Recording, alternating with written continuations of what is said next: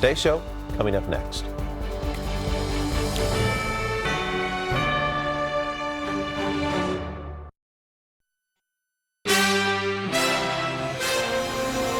Good morning. Breaking news, no deal. The U.S. caught off guard after Poland announces an offer to send its fighter jets to Ukraine using a U.S. airbase in Germany. But the Pentagon says no way, wary of a direct NATO confrontation with Russia.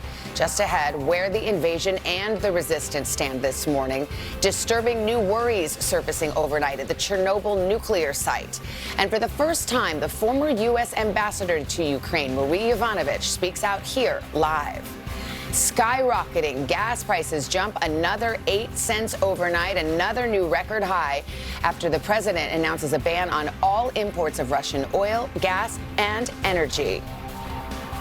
I'm going to do everything I can to minimize Putin's price hike here at home. Straight ahead, the struggles being felt by drivers all across the country and the other costs about to jump as well.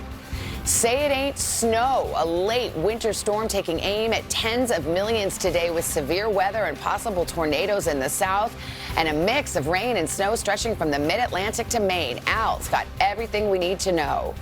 Case closed. Prince Andrew pays up, making good on his multi-million-dollar settlement deal with his sexual assault accuser, and a judge dismisses the case. Just ahead, a live report from Buckingham Palace on what's next for the prince and the royal family. All that, plus $200 million man, star quarterback Aaron Rodgers announcing his return to the Green Bay Packers. What he's saying about a reported deal to make him the NFL's highest paid star. And endurance. A tireless team of explorers lives up to the legendary name, finding the lost ship of famed explorer Sir Ernest Shackleton, nearly perfectly preserved more than 100 years after it sank in the icy waters of Antarctica. The miraculous discovery and the secrets beneath the sea. Today, Wednesday, March 9th, 2022. From NBC News, this is Today with Savannah Guthrie and Hoda Kotb from Studio 1A in Rockefeller Plaza.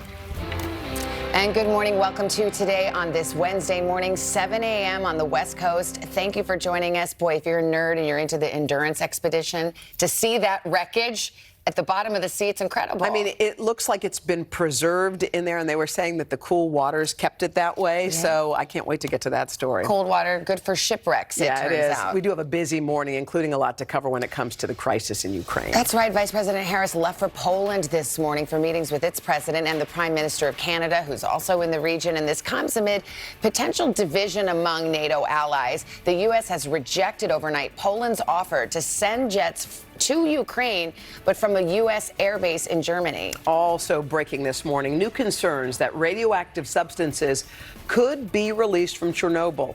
Ukrainian officials saying power has been shut off at the nuclear plant days after it was seized by Russian forces. Also overnight, another big increase in gas prices. Take a look at how much they've risen this week alone. $4.25 a gallon this morning. That's up almost 20 cents just since Monday.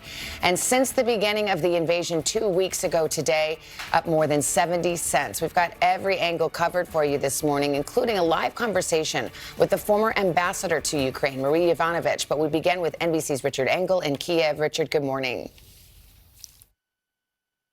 Good morning, Savannah. Ukrainian officials are expressing frustration. As you know, they've been calling for a no-fly zone. They have been also calling for more aircraft to protect the skies, in particular Soviet-era aircraft that Ukrainian pilots already know how to fly. And it looked like there was a potential deal yesterday when Poland said it would give Ukraine all of its MiG-29s, sending them first to a U.S. airbase in Germany.